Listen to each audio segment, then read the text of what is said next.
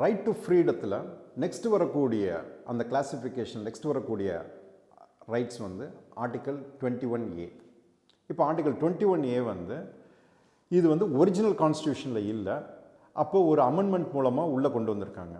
அது என்ன அமெண்ட்மெண்ட் அப்படின்னா 86th கான்ஸ்டியூஷனல் அமெண்ட்மெண்ட் ஆக்ட் 2002.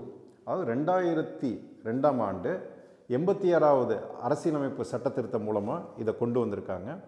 இப்போ இது வந்து என்னென்னா ரைட் டு எஜுகேஷன் யாருக்கு அப்படின்னா, அதாவது 6 வயசுக்கு மேலே 14 வயசுக்குள்ள 6 to 14 இயர்ஸ் இருக்கக்கூடிய அந்த கால அளவுக்குள்ள வயசுக்குள்ளே இருக்கக்கூடிய குழந்தைகளுக்கு ஃப்ரீ அண்ட் கம்பல்சரி எஜுகேஷன்.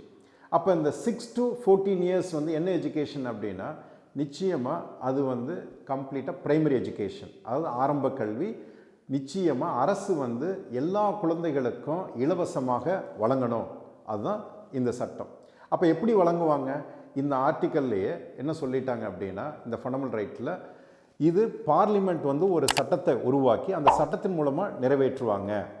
இப்போ இந்த ஆர்டிக்கல் வந்ததுலேருந்து என்ன அப்படின்னா, ஒரு குழந்தை வந்து ஆரம்ப கல்வி வந்து ஃப்ரீயாக கவர்மெண்ட்டே என்னது கொடுக்கணும் அப்படிங்கிறது தான். அப்போ அந்த 2002ல் இந்த அமெண்ட்மெண்ட் கொண்டு வந்துட்டு இன்றைக்கி அது எப்படி பார்லிமெண்ட் அதுக்காண்டி சட்டத்தை ஏற்படுத்தி அந்த இலவச கல்வி ஆரம்ப கல்வியை கொடுத்துருக்கா அப்படின்னா, எஸ் கொடுத்துருக்கு. இப்போ 2009ல் பார்லிமெண்ட் வந்து RTE ஆக்ட், அதாவது right of children to free and compulsory education, சுருக்கமாக RTE ஆக்ட் அப்படிமா, ரைட் டு எஜுகேஷன் ஆக்ட்மோ 2009ல் கொண்டு வந்து இந்த சட்டம் வந்து இப்போ எல்லாத்துக்குமே என்னது அமல்படுத்தப்பட்டிருக்கு.